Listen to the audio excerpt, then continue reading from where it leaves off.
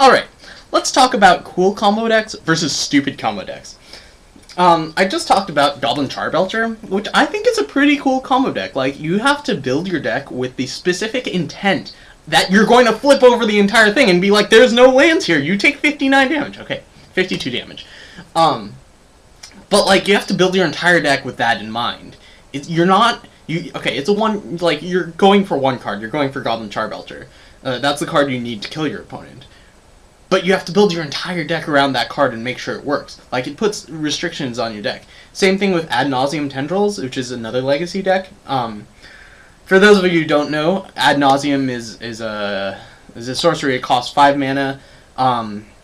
Flip over the top card of your library, lose life equal to its mana cost, put it into your hand. Repeat this process any number of times. So, you flip over, flip, flip, flip, flip, flip. Okay, I'm at a low life total, stop. And you put those cards in your hand. Ad Nauseam Tendrils decks are made so that you can flip over, like, half your deck, or 40 cards or something, and not die. But that's a limitation you have to put on your deck. So you have to be, and you have to really think, how can I cast Ad Nauseam at this life total and be safe and get the cards that I need in order to kill my opponent. The way you actually kill your opponent is you play a bunch of spells, and then you cast Tendrils of Agony, which is Storm. I hope you guys know what Storm is. Drain your opponent for 2 life with Storm. Yeah. So anyway, that's another cool combo deck because you have limiting restrictions. Some not cool combo decks? Well, let's go with Show and Tell Emrakul. So, for those of you who don't know, Show and Tell is a card printed to win one of the Urza sets, which are infamous for being way too combo friendly. Show and Tell basically says, you and your opponent put a card face down on the table, a permanent card, flip them up, and those cards are now in play. So, back in the Urza's days, you can put in a Verdant Force or something.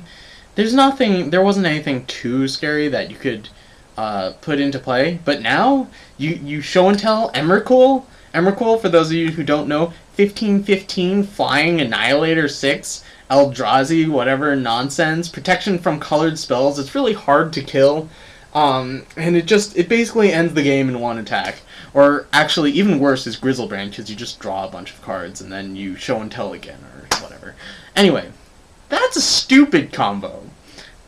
You're just trying to cast Show and Tell and get the biggest, most abusive card into play as you can. Actually, even worse, with the printing of M13, you Show and Tell Omniscience, and then you burning... Okay, so, Show and Tell, I discussed. Omniscience, you cast spells for free, basically. Burning Wish, search your sideboard for a sorcery and put it into your hand.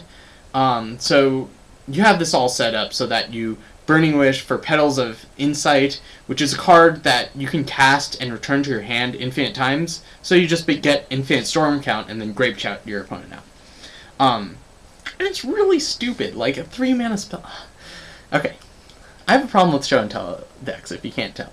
I just don't think that... Oh, that's kind of interesting. Okay. So those are, like, uninteresting combos. Another uninteresting combo is, like, Splinter Twin on Deceiver Exarch. I talked about this earlier. Deceiver Exarch has Flash. It's a creature. Costs 3 mana. You play it on at the end of your opponent's turn. Like, they tap out for something, and they're like, ha ha ha. And you're like, Deceiver Exarch at the end of your turn. Untap. 4 mana. Splinter Twin. All you basically need to know is that with those two, with a Deceiver Exarch enchanted with Splinter Twin, you make 1,000,000 copies of Deceiver Exarch that are all hasty, and you kill your opponent. That's a stupid combo. It's 2 cards. Like, all you have to do is play cards that help you find cards, like Ponder Preordained, which are banned in Modern now, fortunately. But, I mean, still, there are, like, various cantrips that help you find those things. So, not a very interesting combo. Interesting combo. Oh, yes. Interesting combo is the Birthing Pod deck in Modern. And just Birthing Pod in general, because of the various the fact that you have to like build your deck, keeping in mind that you need like creatures at each converted mana cost, and in order to make Birthing Pod work. Birthing Pod's an artifact. You say basically you activate it, sacrifice a creature, and you put a creature from your deck into play with converted mana cost 1+ the sacrifice creatures. So if I sacrifice, if I sacrifice my 3-drop, I can go get my 4-drop.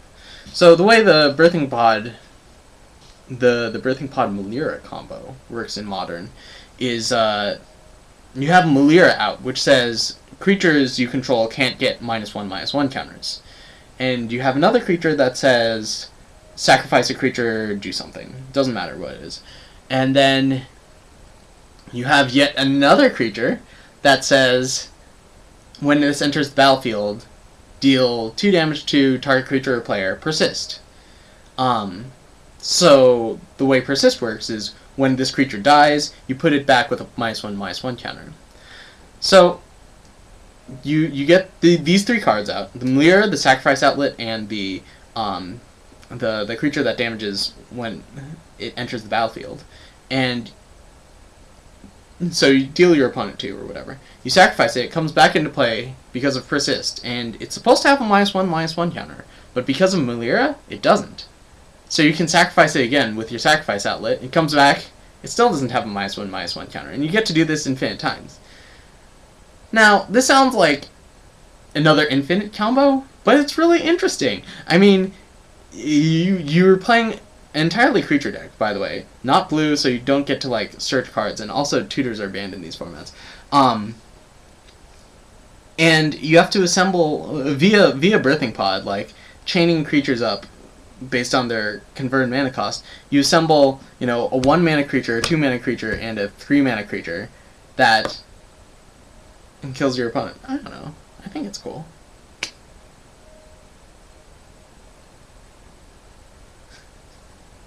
So, you know how I was just talking about how Splinter Twin is a really stupid deck? Well, there's one application of Splinter Twin that I actually really like. And that's Cephalid Breakfast. This is another Legacy combo deck. I love Legacy, by the way. If you don't play Legacy, you should. It's really expensive, but it's so much fun. At least, like, proxy cards. Like, take a card like Drainpipe Vermin and write on the back of it, like, get 60 of these cards, write on the back of them, and just make decks and play against your friends, because Legacy is so amazing. Okay, Cephalid Breakfast. Why is it called Cephalid Breakfast? Okay, so the combo is you have Cephalid Illusionist, which says whenever this is a target of a spell or ability, mill 3. And then you have a creature that can target Cephalid Illusionist unlimited times for no cost. So the concept is, you play a Cephalid Illusionist, you play another creature that targets it 1,000,000 times, you do that, and you mill your entire deck! I love things that involve milling your entire deck, if you can't tell. Anyway, so, with your entire deck milled in your graveyard, you put 3 Narcomoebas into play. Narcomoeba is a strange card from Future Sight. If it would go from your library to your graveyard directly, you get to put it in play instead. So you get 3 of those. Then you flashback Dread Return, which it's a reanimate spell, but it flashes back for the cost of sacrificing 3 creatures. You don't need mana.